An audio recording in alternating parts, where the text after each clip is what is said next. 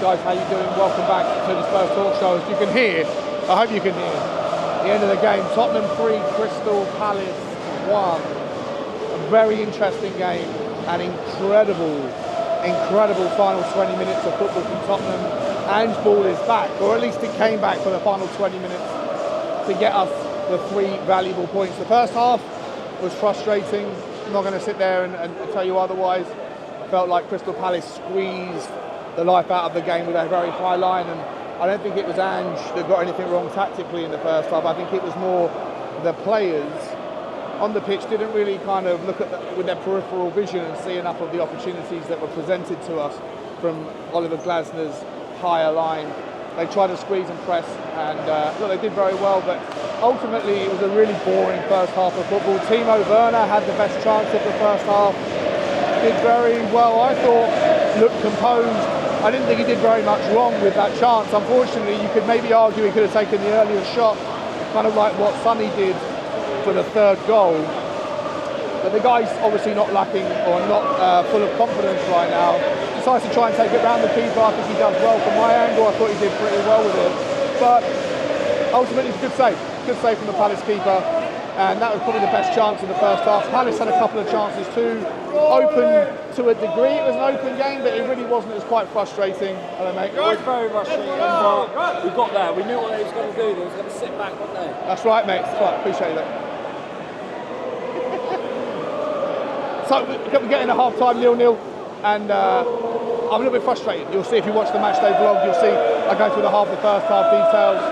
But really, looking for more. I was expecting us to come out in the second half. I wasn't expecting any changes. I was happy with the team, by the way. I was happy with the situation. I thought putting Bentancur and Bissouma was a double act that I hadn't seen. I don't think I could remember seeing it before, at least from the start. And so watching that, or wanting to see that, I didn't think it did itself any damage as a conversation piece, as an option for the future. I just think that Palace kind of pressed the life out of the game, and Tottenham weren't really at the races. It was a bit of a slow, sluggish start and a boring first half, as I've said. Let's move on. We come out second half. I expected us to come out of the traps a bit more in the second half, to come out and go after it in the first 5 or 10 minutes, similar to how we have done in recent games, but we didn't. I felt like in the first 10, 15 minutes of the second half was much like the majority of the first half, but pretty frustrating. Lots of half chances, lots of corners, lots of balls put into certain areas, but it wasn't really, we weren't really creating much, didn't have that final piece of the puzzle. Everything just felt a little bit like there was no chemistry until we give the ball away. Maddison, I think it was, takes out the player, Crystal Palace player, and then they get the free kick. The free kick from Eze was sensational, absolutely pinpoint perfect. I'm not sure, I'll have to watch it again. I'm not sure if the free kick, the wall looks as kind of well positioned as I would probably have. It was odd. It looked like Tottenham had a wall and Palace had a wall between it. And Vicario was a little bit not sure which side to go on. I'm not sure. We'll have to watch that back and talk about it during the week. But in any event, absolutely banger of a free kick. We go 1-0 down. The moans and groans around me are palpable. It's one of those days, is it? Well, not really. That was the catalyst for Tottenham to step in, to step up, to really go for it.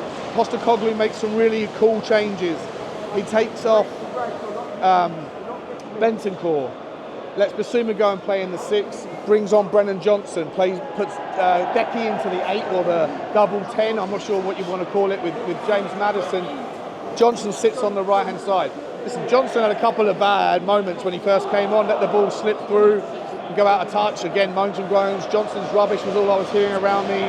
I was cool and calm about it. I was thinking, no, this could be a moment for him here. And then the press happened. That moment when he presses the life out of the ball.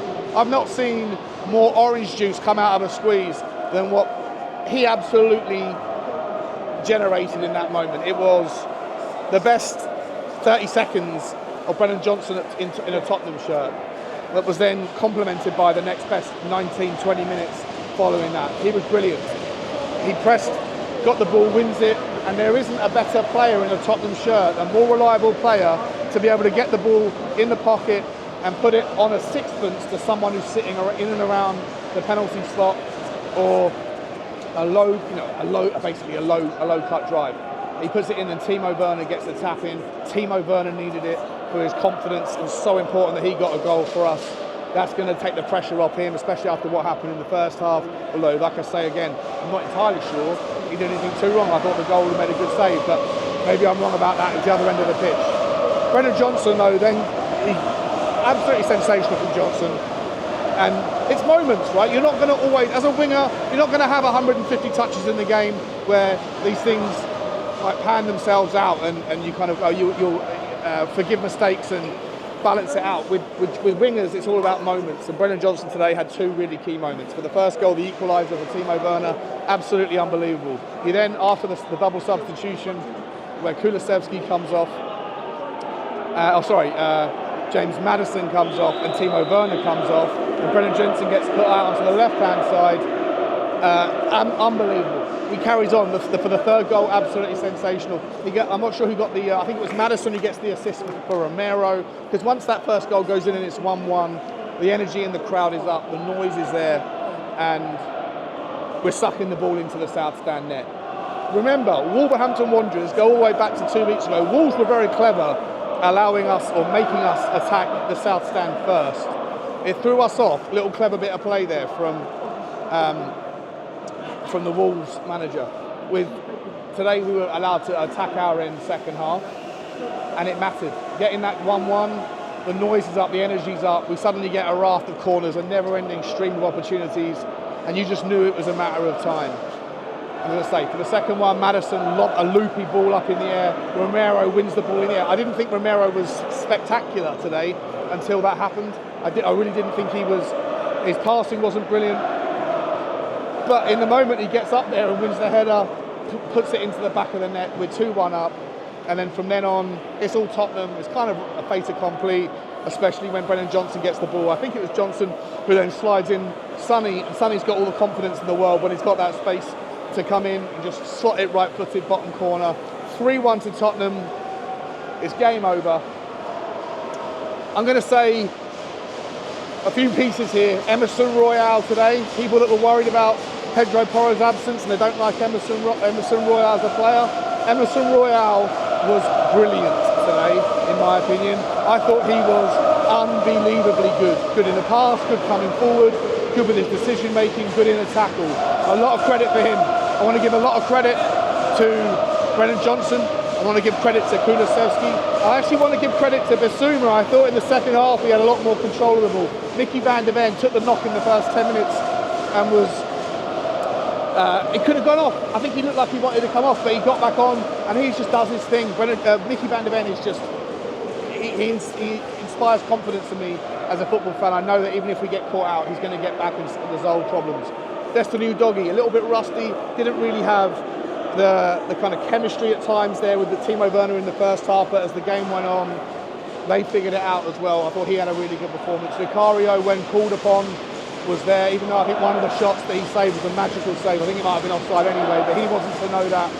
Really, really good. But listen, from Ange Postecoglou, as I say, I wasn't impressed with Tottenham in the first 50 minutes of the game, but I don't think that was Ange. I think Ange picked the right team. I think the tactics were right.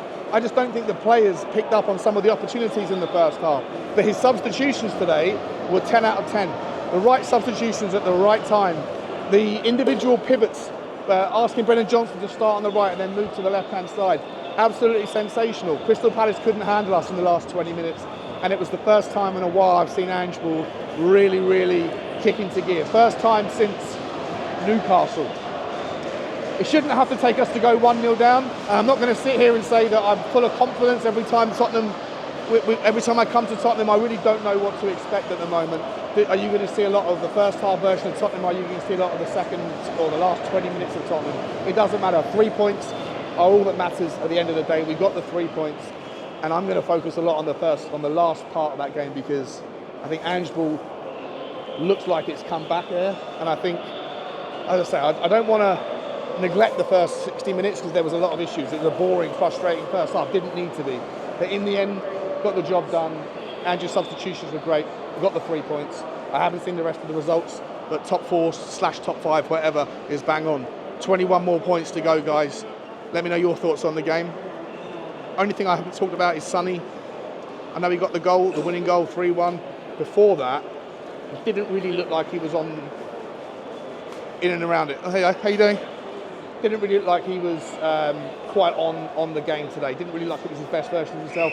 But come of the hour, come of the man. When you're 2-1 up with 10 minutes to go, there's still an opportunity for things to go awry. But when you get that 2-goal cushion, and it takes the confidence of Sonny to get that job done. He did it fantastically well. I'm a German guy. Hallo? I'm from Germany. Wie geht's? Hey, gut, und dir? Ja, nicht so schlecht. Nicht so schlecht. Hier, er hat Geburtstag heute. What do you think of the game? Ja, hier, er hat Geburtstag. Do you speak English? Yeah, a little. Good game? Yeah, it's okay. Timo Werner? Timo Werner, good guy.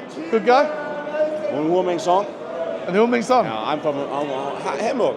Okay, nice one. Yes. Good to see you, man. Nice to see you, Nice buddy. guy. There you go, thanks, boss. There you go, guys. We're represented by all corners of the globe on this channel. Like, subscribe, and comment.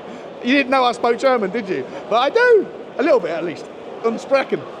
Einsprechen. There you go. Like, subscribe, and comment, guys. I'm going to the bar. Take it easy. Come on, you Spurs!